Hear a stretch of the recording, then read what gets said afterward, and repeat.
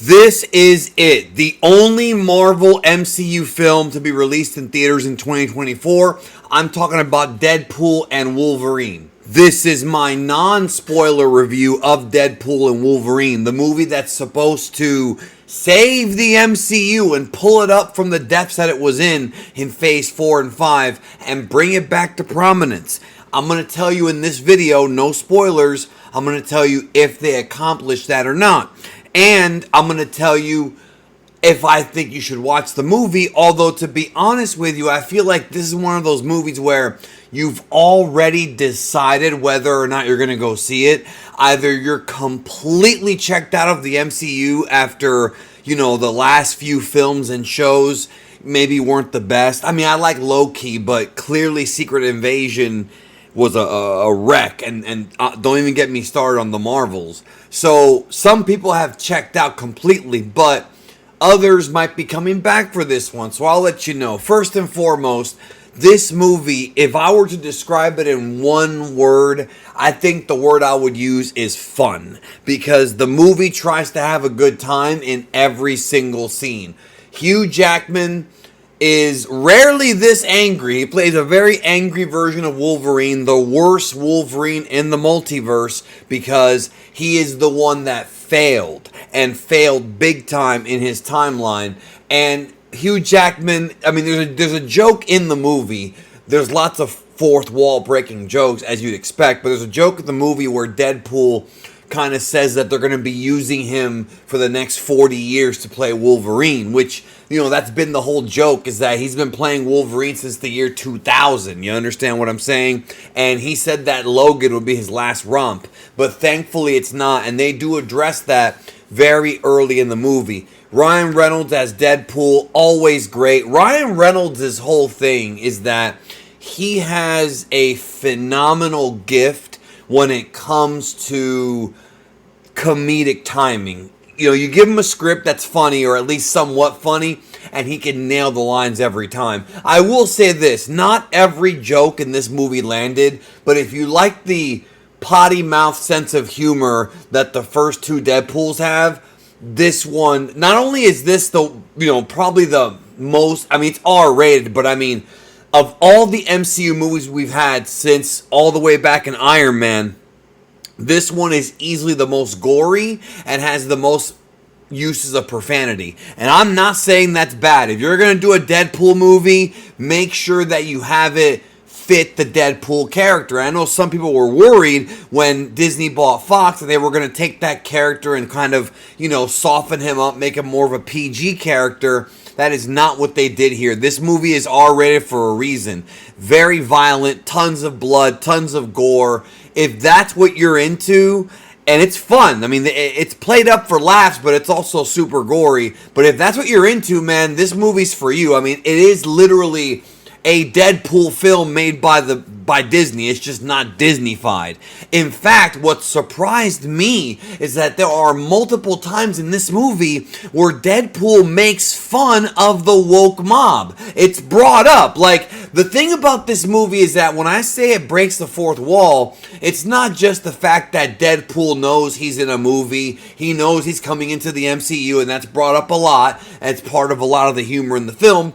But there's also lots of inside jokes to either real life memes, rumors, things of that nature. There's a part in this movie that reminded me a lot of the scene in the Flash film where we see Nicolas Cage as Superman. There's something very similar to that in this movie.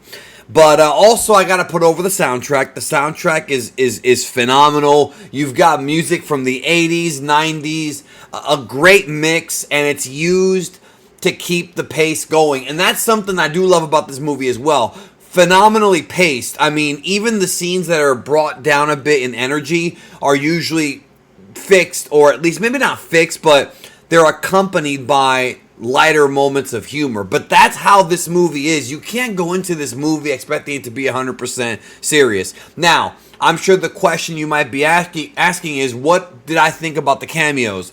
I loved the bait and switches. I loved the cameos and the characters they brought in. This movie felt like And this is probably what they were going for.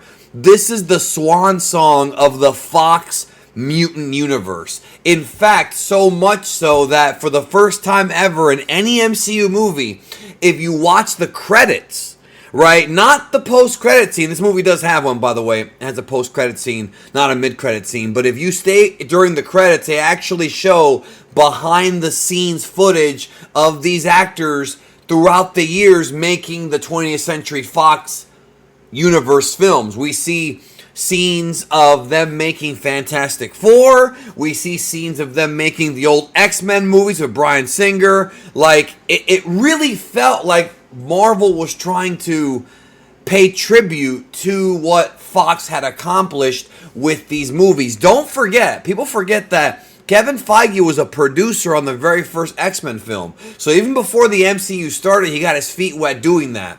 There's always been, even though folks like to paint it as competitive, and there is something to that from the executive point of view, but there's always been like love for the X-Men universe, and this movie has tons of it. Many cameos, although I will say some of the cameos I wanted to see were not here. I remember reading earlier this week that Marvel put out fake leaks to throw people off.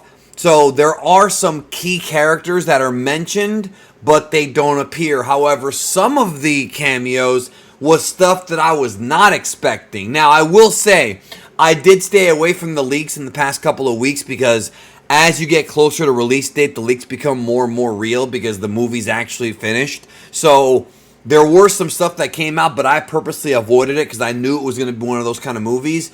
And I'm glad I did, but I will say if you're expecting, it's kind of like Doctor Strange in the Multiverse of Madness. If you're expecting the movie to just be cameo after cameo after cameo, no, there's a story here. Maybe not much of a story. It's a pretty simple story, I would say. And the movie's kind of lacking too much complexity with that. It's very simple.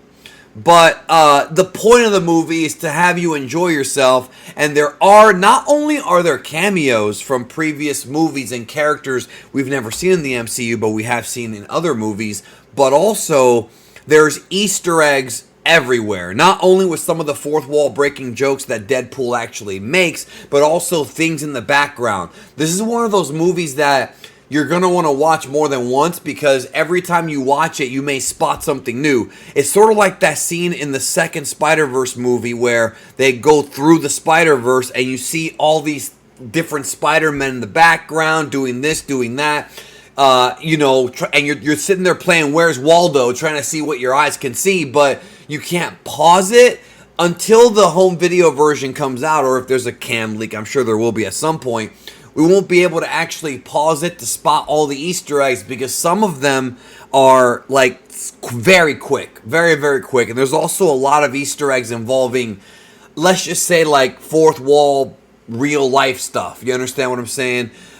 Which I think you can expect that. The difference between She-Hulk and Deadpool is the fact that when Deadpool does the fourth wall breaking stuff, it's usually played up for laughs, but it doesn't get in the way of the story. Whereas with She-Hulk in that last episode where she went out, she literally escaped Disney Plus. That went a little bit too far because Deadpool still has to obey the rules of his universe. You understand what I'm saying? He can't literally jump into a different universe, although this movie does provide, I guess you can say, vehicles or means of doing that. Also, when it comes to the villain, Cassandra Nova played well, but very one-dimensional. This is not one of the better MCU villains, or even X-Men villains. She's much more interesting in the comics, and that's something else, too. The Easter eggs also go with the comics. The more familiar you are with comic book movies, meaning the more movies you've seen, not just MCU, but I mean stuff like from the 90s and 2000s that have Marvel characters before the MCU, the more jokes you're going to get. But also, it's got Easter eggs from the comics. For example, Wolverine, there's a scene in the movie that's like a montage of different Wolverines in different parts of the multiverse, and there are so many Easter eggs to the comics based on how Wolverine looks, and I love that. That's like a treat for the fans who have been reading the comics in the past and throughout the years. I really enjoyed that. It kind of reminded me of something X-Men 97 would do. I will say this. I already think, I haven't watched any reviews yet, but I'm pretty sure that some people are going to not like the film just because the cameo they wanted wasn't in it. Like, that's something that I've noticed. Like, a lot of these reviewers, a lot of these, like, sort of fanboy reviewers, they're going to be in their head saying, well, I'm glad we got this cameo, but I wanted to see this person. And the problem with that is every single fan has a favorite character that's different, or a certain combination of characters. So the movie gives you plenty of cameos, but it doesn't have every X-Men. I'll tell you that right off the hop. It didn't have what a lot of the rumors said it would have, but it had something I wasn't expecting a couple times, and that was fun.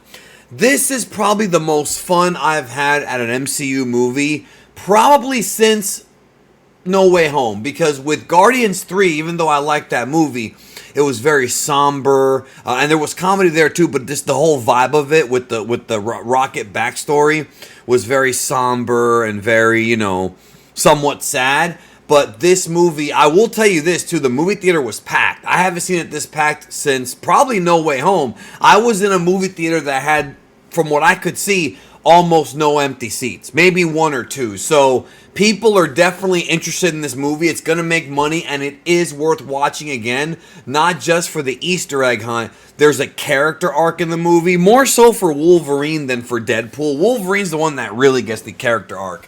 And it's just a good time. It's a good time. It's a fun movie to go see it with friends. So I do give a thumbs up to Deadpool and Wolverine. Of course, the question is this going to turn the ship around for the MCU? Here's my answer. I think it could, but the issue is they can't screw it up again. Meaning, if this is the beginning of the MCU starting to come out of that funk that we saw in Phase 4 and 5, where we start getting more quality movies, it can't just be this movie. You understand what I'm saying? Captain America 4 needs to also be great. The Thunderbolts film needs to also be great. I think what's going to get fans to really believe in the MCU again is consistency. I don't care that much about that upcoming Agatha show, but that Daredevil show they're working on right now, that's going to be huge as far as bringing people's confidence back, because Daredevil on Netflix was a massive, massive show, and in some ways more popular than the MCU in some ways. You understand what I'm saying? Because that show, Daredevil, blows away all those Disney Plus MCU shows. The only one that comes close is Loki.